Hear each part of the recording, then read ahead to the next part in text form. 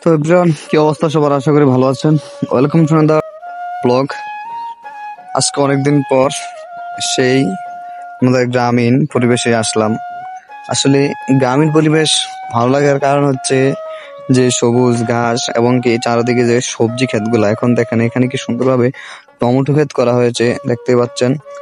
আসলে অনেক সুন্দর দেখাচ্ছে টমেটো গুলো, তাই ভাবলাম একটা ভিডিও করি। আসলে গ্রামীণ পরিবেশের সৌন্দর্যের কথা তো বলে শেষ করা যাবে না, এই আর কি।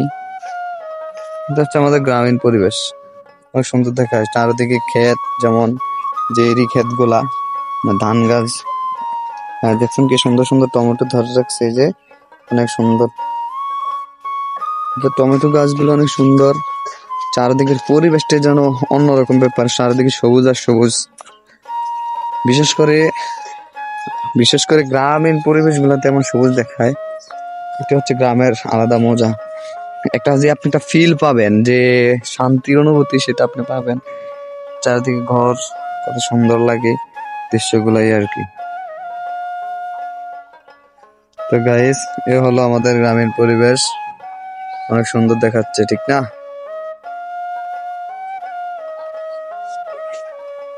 দেখতেই পাচ্ছেন কত সুন্দর দেখাচ্ছে পরিবেশগুলো।